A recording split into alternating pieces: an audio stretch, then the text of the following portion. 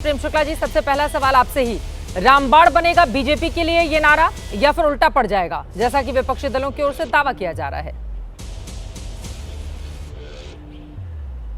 ये रामबाण बनेगा राष्ट्रीय एकता के लिए, ये रामबाण बनेगा राष्ट्रीय सुरक्षा के लिए, ये रामबाण बनेगा राष्ट्र के विकास के लिए।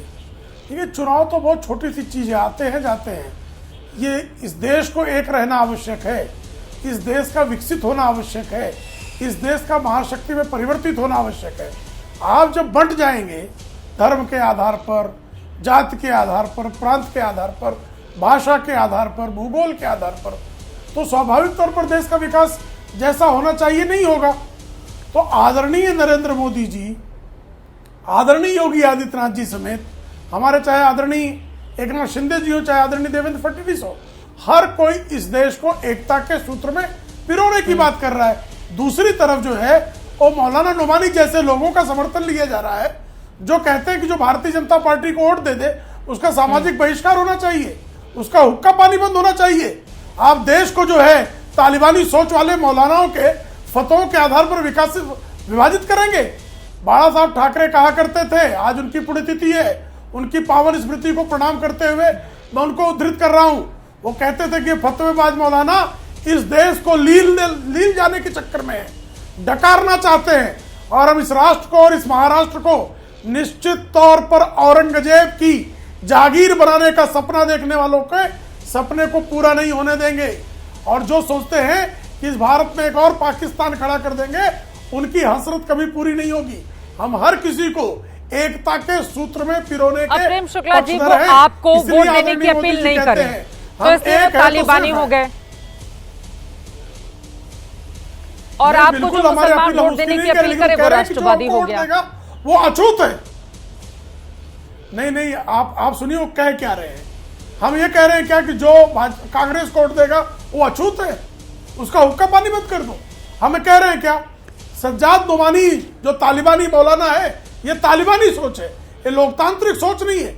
लोकतांत्रिक सोच में मेरे विरोध में भी कोई वोट देना चाहे तो उसका अधिकार है, कोई मेरे समर्थन में वोट देना चाहे उसका अधिकार है, लेकिन जो मुझे वोट नहीं देगा, जैसे ममता बनर्जी के बंगाल में उसके घर में आग लगा दी जाती है, उसी तरह से आप करें उसका हुक्का पानी बंद कर देंगे। ये कौन सी बात हुई चित्रा जी? जयेश वाणी जी शिवसेना उद्धव गुट से हमारे साथ जुड़े हुए हैं। जयेश वाणी जी, ये सवाल तो कायम है ना कि जिसका जहां मन देश ने ये अधिकार देकर रखे हैं, जिस संविधान की दुहाई देते हैं बार बार आप लोग, उस संविधान से ये अधिकार मिला हुआ है, तो फिर अगर नुमानी की ओर से ये बयान दिया जाएगा कि महाविकास अघाड़ी को वोट करो, बीजेपी को करोगे तो हुक्का पानी बंद कर दिया जाएगा, तो बता रहे हैं कि तालिबान में ऐसा होता है, हमारे देश में थोड़े ना होता है ऐसा, और आप लोग फिर नुमानी जी का समर्थन करने लगते हैं ये कहते हुए कि नहीं, उन्होंने तो महाविकास अघाड़ी के लिए हुंकार भरी है। जो आरोप वो लगा रहे हैं उस पर भी जवाब दीजिए आप। जी, ये अच्छी बात हो गई कि प्रेम शुक्ला जी मेरे वरिष्ठ सहयोगी रह चुके हैं। मैं जब पत्रकारिता में था तो सर से हम कई बातें सीखे हैं। आज भी मैंने सर से एक अच्छी बात सीखी है कि जो लोग जाति और धर्म के आधार पर इस तरीके के बयान देते हैं वो तालिबानी सोच रखते हैं। लेकिन मैं इस बात से थोड़ा सा दोहराई इसलिए रखता हूँ क्योंकि एक पत्रक तो महाराष्ट्र के ब्राह्मण समाज ने पुणे से निकाला था, जिसमें कहा था कि केवल अतुल भातखळकर, देवेंद्र फडणवीस, इन जैसे ब्राह्मण नेताओं को ही केवल वोट करना है, इसके अलावा नहीं करना है। एक फतवा तो वो भी निकला था कस्बा में जो चुनाव हुआ, कस्बा में कि सिर्फ ब्राह्मण को ही वोट करना है, बाकी किसी और को नहीं करना है। तो मैं ये मानता हूं कि अगर इस तरीके से मजहब और धर्म के आधार पर अगर फतवा निकलता है तो वो गलत है, फिर चाहे वो कहीं से भी निकले, कोई भी निकाले। ये बात मेरे ख्याल से प्रेम शुक्ला जी भी मानते होंगे। दूसरी कोथरूड की बात अगर आप की जाए तो कोथरूड में तो आज भी बैनर लगे हुए हैं, कई सारे बैनर मैंने सुबह ट्विटर पर देखे, अभी मिल नहीं रहे हैं। मतलब इस बात से मैं क्षमा मांगता हूँ, लेकिन वो दिखा दूंगा। बात आएगी और अभी थोड़ी देर बाद और बात आएगी और वो वंदनीय बाला साहब की बात की जाएगी। मैं बाला साहब की छोटी सी क्लिप है 35 सेकंड की, अगर आपकी अनुमति हो तो बस वो सुना देता हूँ ताकि आगे वो चर्चा में ना आए या फिर कोई हमें बाला साहब ना सिखाए। एक सेकंड, बस 35 सेकंड की क्लिप है, सुनिए।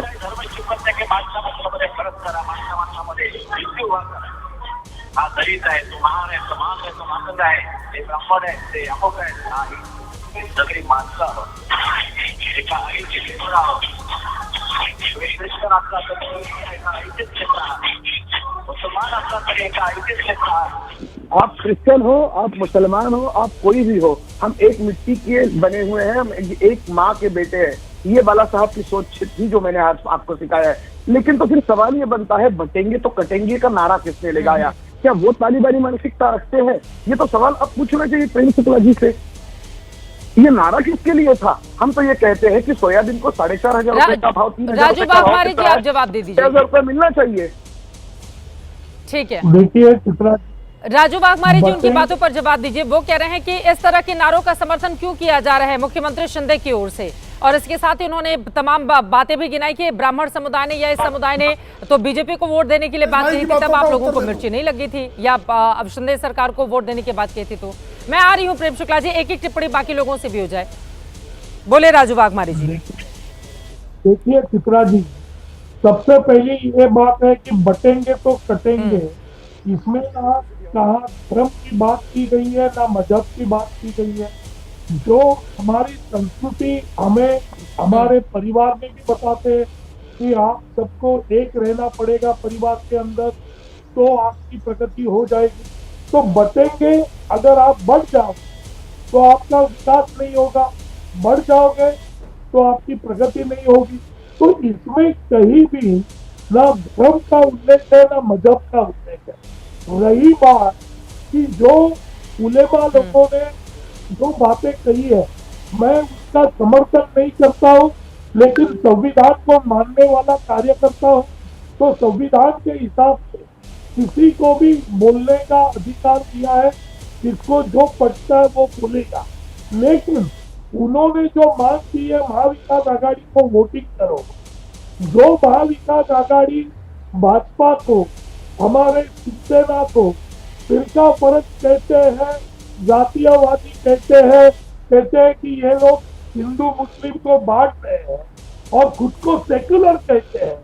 तो मेरा सवाल उन सभी लोगों से है, महाविकास आघाड़ी से है, कि जब भी उलेमाओं ने, जमाते उलमा ने ये फतवा निकाला कि महाविकास आघाड़ी को ही वोट कीजिए, तभी ये तीनों पार्टी में से एक भी नुमाइंदा खड़ा नहीं हो गया और बोला कि भाई ऐसी बातें मत करो, संविधान के खिलाफ है, हम सर्वधर्म को मानने वाले लोग हैं, आपको जो कहना है वो कहो, हमारा नाम लेके ये मत करो।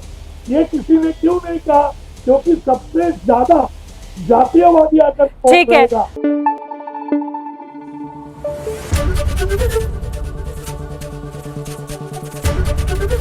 एबीपी न्यूज आपको रखे आगे।